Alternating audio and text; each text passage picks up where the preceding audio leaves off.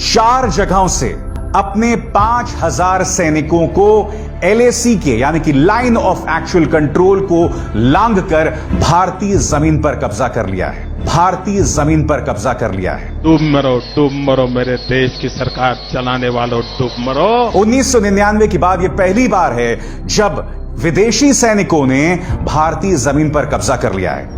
खबर बहुत बड़ी है और मुख्यधारा के न्यूज चैनल्स ने इसे सिरे से नजरअंदाज कर दिया। और यह खबर आ रही है अजय शुक्ला, जो कि रक्षा मामलों के विशेषज्ञ हैं, उनके हवाले से, उनके इस ब्लॉग के जरिए। मैं आपको यह भी बता दूं कि उनका यह ब्लॉग बिजनेस स्टैंडर्ड में छपा है और इस खबर की पुष्टि इंडियन एक्सप्रेस और इकोनॉमिक टाइम्स भी काफी हद तक करते नजर आ रहे हैं। आपकी स्क्रीन पर अजय शुक्ला का यह ब्लॉग, और यह ब्लॉग क्या कह रहा है मैं आपको पढ़ के सुनाना चाहूंगा। चाइना की पीपुल्स लिबरेशन आर्मी ने 5 जगहों से घुसपैठ की और ये 5 जगह भारत के लद्दाख में है। 4 गलवान नदी में और 1 पैंगोंग लेक में। मैं आपको बताना चाहूंगा कि इस पैंगोंग लेक की अहमियत क्या है। रक्षा मामलों के संवाददाता मनु पब्बी ने अपने ट्वीट में यह कहा है, पैंगोंग लेक दरअसल वो जगह है दोस्तों जहां 1999 में भारत और चाइना के बीच तनाव हुआ था। उस वक्त पैंगोंग लेक के बिल्कुल साथ साथ इन्होंने 5 किलोमीटर लंबी पेट्रोलिंग सड़क बना दी थी और रिकॉर्ड टाइम में बनाई थी। जानते हैं क्यों?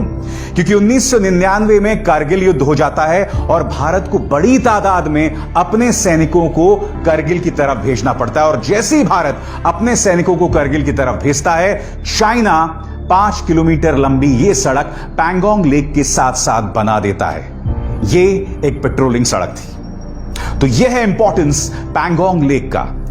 मगर जो खबर आ रही है वो कई लिहाज से चिंता करने वाली है। इसके बाद अजय शुक्ला अपने इस ब्लॉग में क्या कहते हैं मैं आपको बताता हूं। अजय शुक्ला इस ब्लॉग में कहते हैं कि चाइना ने एलएसी पर जो उसका दावा है जमीन को लेकर, उसे भी लांघ दिया है।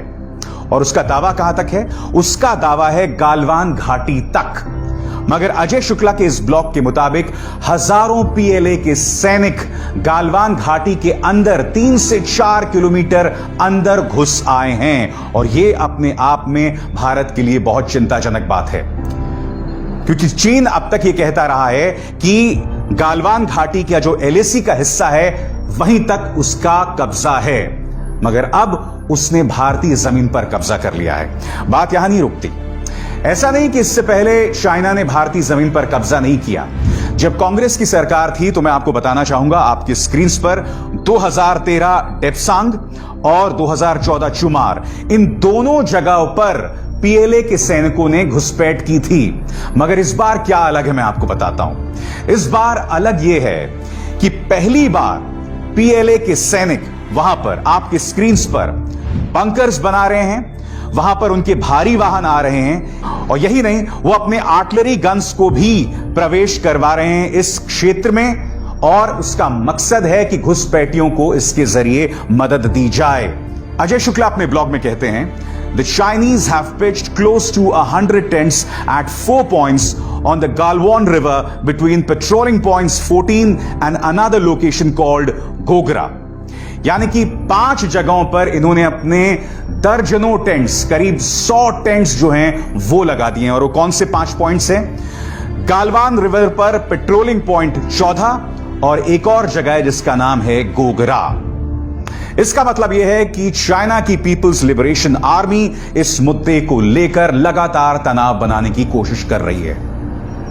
इस मुद्दे पर भारतीय सेना ने कोई टिप्पणी नहीं की है और हम उम्मीद करते हैं कि जल्द भारतीय सेना इस पर कोई टिप्पणी करेगी।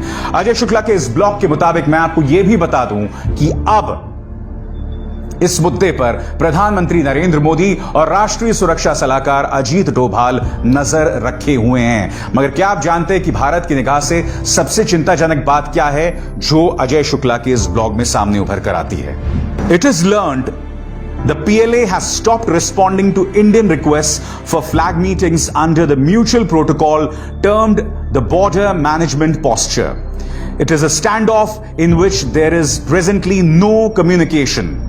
एक वरिष्ठ सैनिक अधिकारी के जरिए यह भी खबर आई है कि चाइना अब भारत के साथ फ्लैग मीटिंग्स भी नहीं कर रहा है और चाइना की तरफ से भारत की तमाम अपील के बावजूद कोई जवाब नहीं आ रहा है।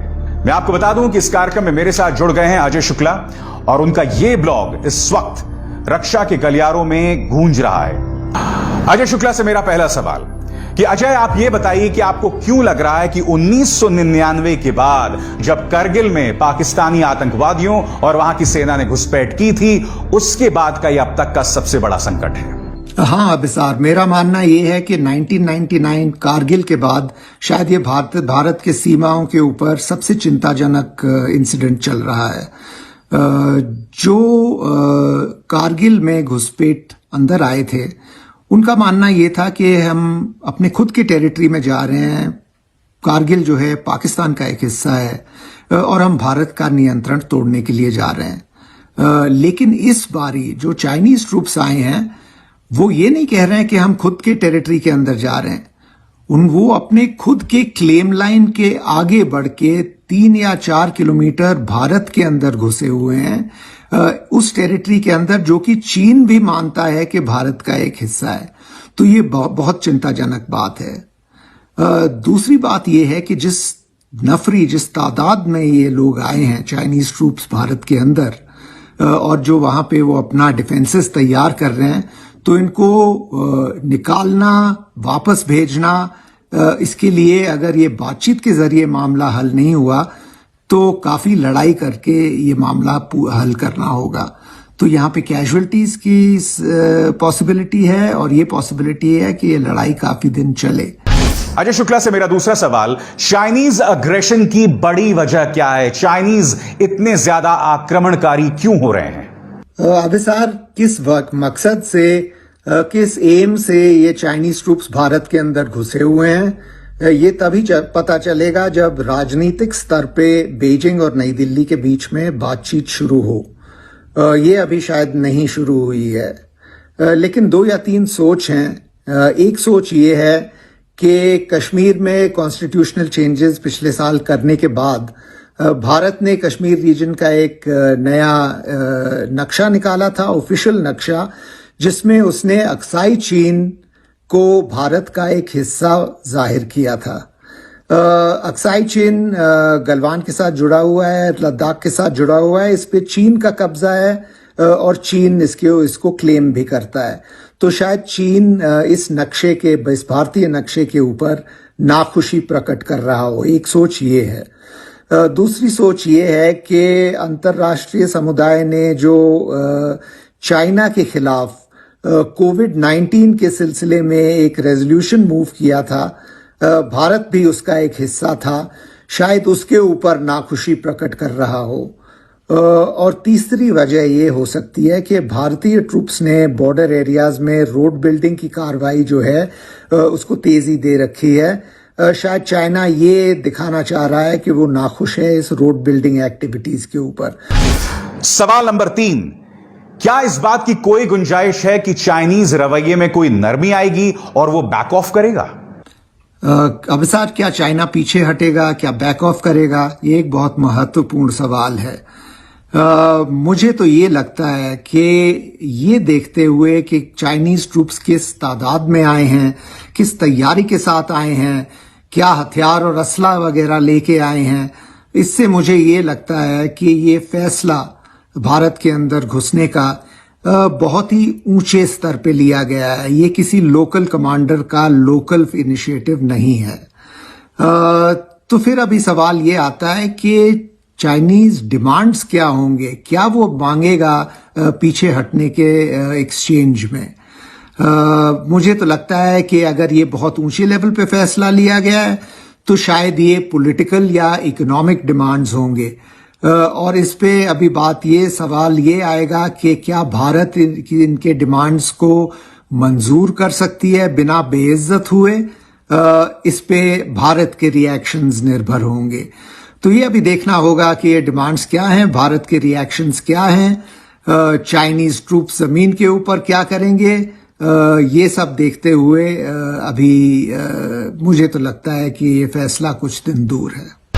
मैं आपको बता दूं कि भारत के सामने एक बहुत कठिन चुनौती, क्योंकि एक तरफ कोरोना संकट से पूरा देश जूझ रहा है और एक ऐसे वक्त जब हम कोरोना संकट से जूझ रहे हैं उस वक्त चाइनीज सैनिक जो हैं वो भारतीय जमीन में प्रवेश कर जाते हैं। यह प्रधानमंत्री नरेंद्र मोदी के लिए भी खासी बड़ी चुनौती है, क्योंकि आपको याद होगा जब वो विपक्ष में थे तब उन्होंने ये बयान दिया था। भारत के विदेश मंत्री चाइना गए और चाइना में जाकर के चाइना के साथ उनकी इन जो हरकतों के खिलाफ आवाज उठानी चाहिए थी, लाल आंख कर करके चाइना को समझाना चाहिए था। उसके बजाय हिंदुस्तान के विदेश मंत्री ने चाइना में जाके बयान दिया कि बीजिंग इतना बढ़िया शहर है, मुझे यहां रहने का मन कर जाता है। डूब मरो मेरे देश की सरकार चलाने वालों, डूब मरो। आपको शर्म आनी चाहिए। ये गांव पर नमक छिड़क रहे हैं आप लोग। हिंदुस्तान के 125 करोड़ नागरिकों के मन पे लगी चोट पे आप एसिड छिड़क रहे हो। जी हां, इस वक्त देश की आम जनता प्रधानमंत्री नरेंद्र मोदी को उनके इस बयान की